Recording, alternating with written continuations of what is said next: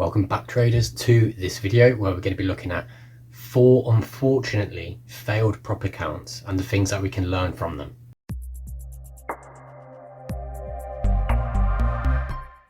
So as a prop firm, we've seen many traders come through, take on new funded accounts, and we can see the general mistakes and styles that lead to unfortunately some of the traders actually blowing or making their account reach the stop out bar.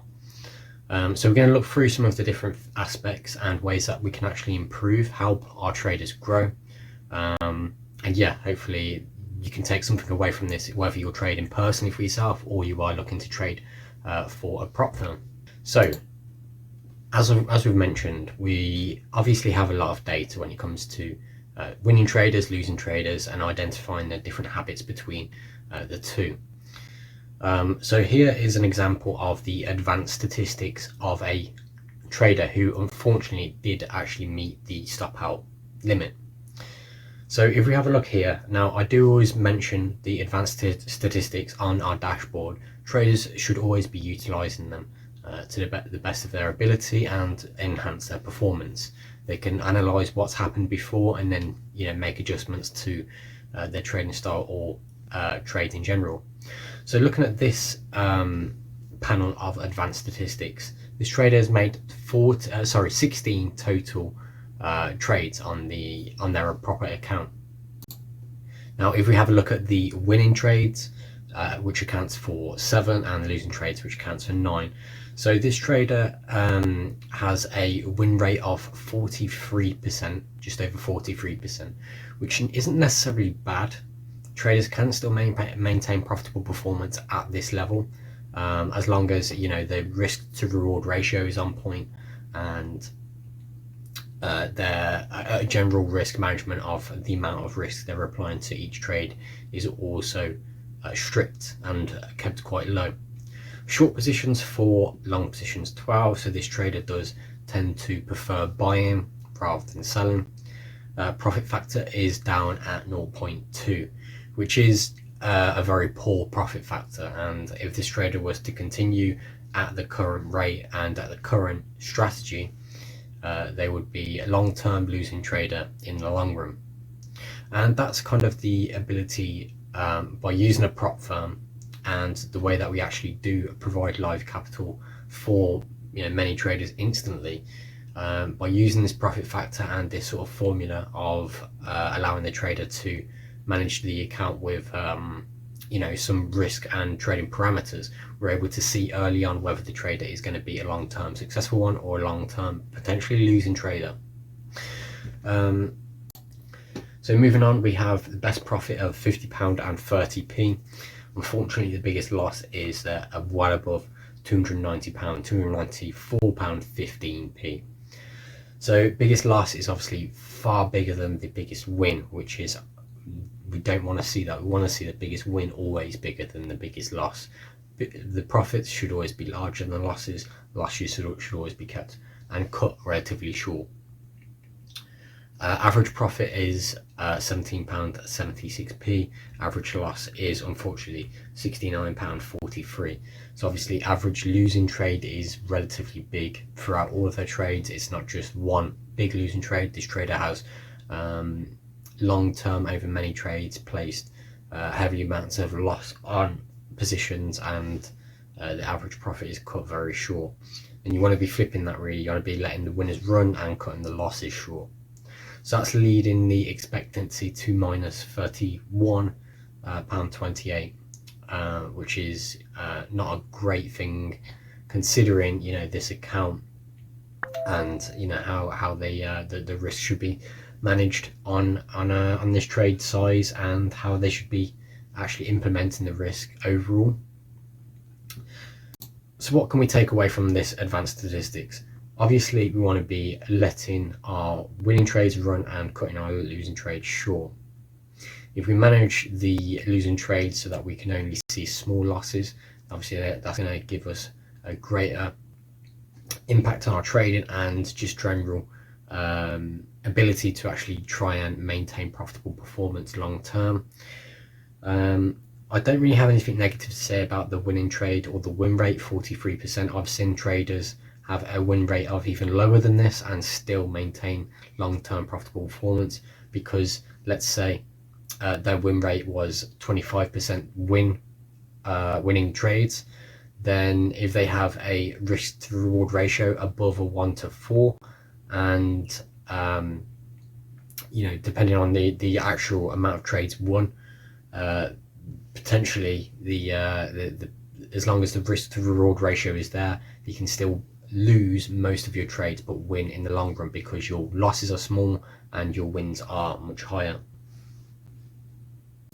And in general terms, the profit, all of the prop traders should be looking to improve on the profit factor and make sure that they are doing their best to succeed in terms of profit factor on their advanced statistics on the dashboard. So the next vital bit of information that we can provide is using trade levels. Now, we've seen many traders who have not even used stop losses, not even used take profits at all. If we look here at this losing account, we can see that this trader has missed on some trades the stop loss, and on many trades not actually placed the take profit. Now, whilst there are trading strategies that do allow you to not place these levels, we advise all traders use them. We haven't seen a winning trader not use these. It tends to be all of the losing traders that don't actually place those levels, or are not strict about placing those levels.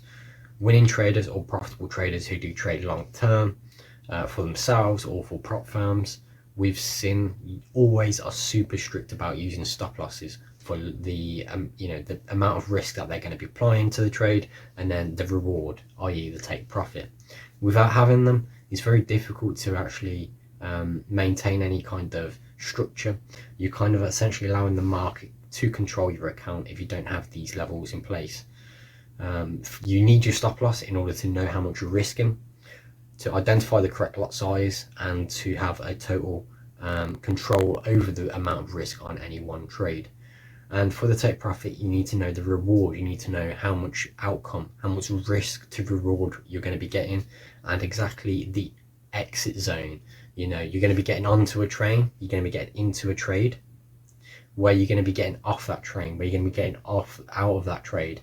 If you're just trading with no destination or target in mind, then obviously that can lead to emotions kicking in then, because you don't know when to actually get out of the market, and then you can be basically trading purely off emotion, because you might see a large amount of profit and then let it increase because you think, well, okay, it's moved to this level very quickly, I'm going to allow the market to run. But predetermined profit taking levels or reward levels are vital for actually getting out of the market and understanding where the market is going to be going to, because they're your end goals, your destinations, your take profits. So you need those profit targets in place as well, just as basically just as important as your stop losses, and it all ties in together. So you need to be using both of the take profit and stop loss, all of the trade levels at all times. And finally, in this video, we're going to be looking at the 2-minute instruments. Now, we've seen many traders who are profitable that do trade several amounts of instruments and many different currency pairs. We've seen traders come through and achieve level 1 targets, level 2 targets, whilst using lots. But most of the traders who are profitable, as I said, within prop firms and also private traders, private investors, they're going to be looking at a relatively small amount of instruments or currency pairs, depending on obviously ability and how much time you have to analyze all of the different instruments that you're looking at on your watch list.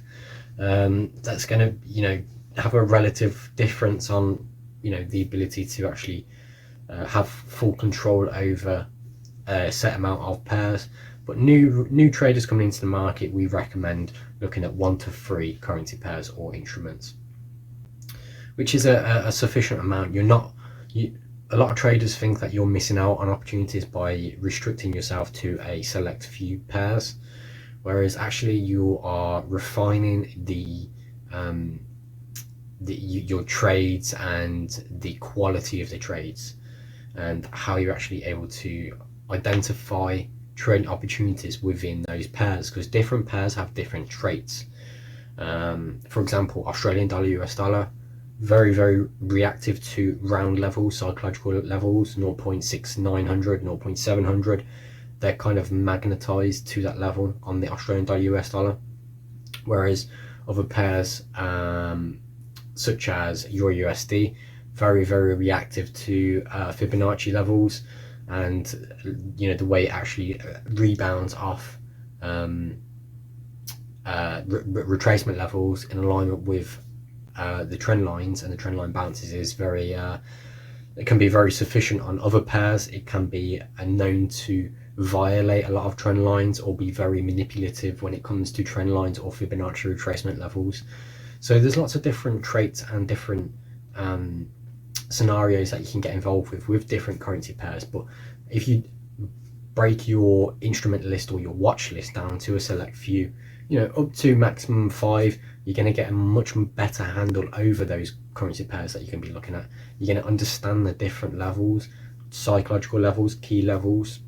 You're going to be able to break them down much quicker and be able to trade them much more sufficiently, rather than having 15, 20 pairs on your watch list and you're flicking through them every morning trying to identify any trade. You're going to be able to sort of forecast and be a lot more professional around your trading setups and your trades in general by honing in on a few select pairs, rather than trying to be a master of them all. So that's it for this video. Hope you could take something away from this. Obviously, we do want to see more traders succeed. We want all of the traders to succeed on our live accounts, because it is live capital on the line. And be sure to stay tuned for more videos to come. Trade safe.